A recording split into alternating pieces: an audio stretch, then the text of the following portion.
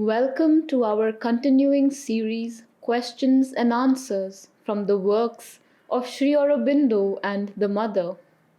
Today's subject is Willpower Part 2 from Sri Aurobindo.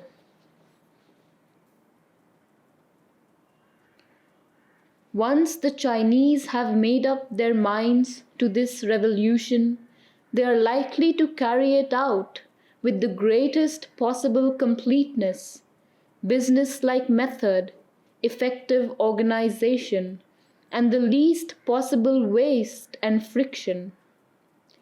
In the history of China, no less than the history of Japan, we are likely to see the enormous value of national willpower using the moral outcome of a great and ancient discipline, even while breaking the temporary mold in which that discipline had cast society, thought, and government. We in India have an ancient discipline much more powerful than the Chinese or Japanese. But where is the center of sovereignty in India which will direct the national willpower to the right use of that discipline? I don't think stammering has anything to do with insufficient lung power, nor is it usually caused by malformation of the vocal organs. It is commonly a nervous, physico-nervous impediment and is perfectly curable. I can't say that I know of any special device for it. People have used various kinds of devices to get over it, but behind them all willpower and a patient discipline of the utterance are indispensable. The inertia is there because there was always in your outer being a great force of tamas, and it is this that is being used by the resistance. There was also a deficiency of steady willpower in the outer mind, which makes it more difficult for the force to come down than for the knowledge.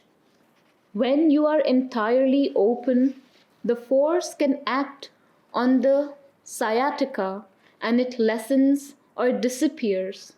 But with the consciousness blocked by the inertia, these difficulties come in the way. The most general charge against Indian culture in its practical effects can be dismissed without any serious difficulty.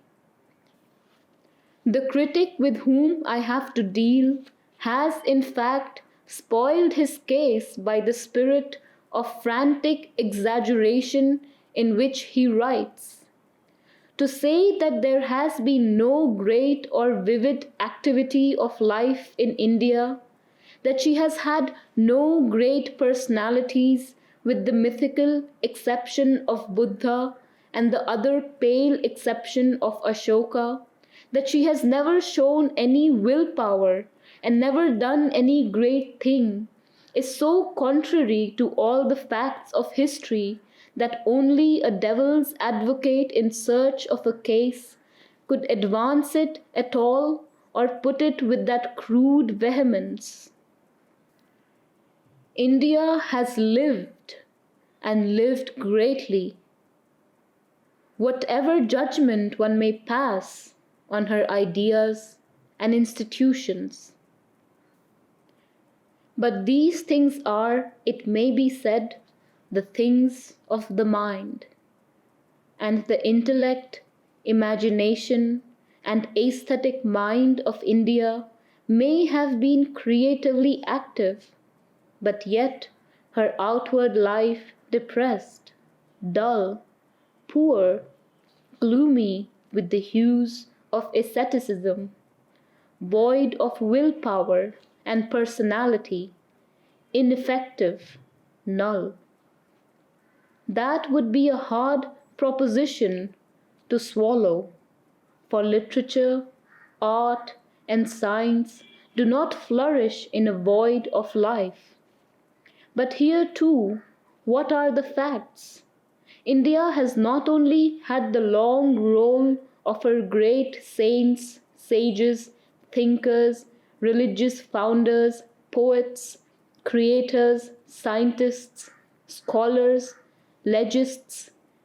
She has had her great rulers, administrators, soldiers, conquerors, heroes, men with the strong active will, the mind that plans, and the seeing force that builds.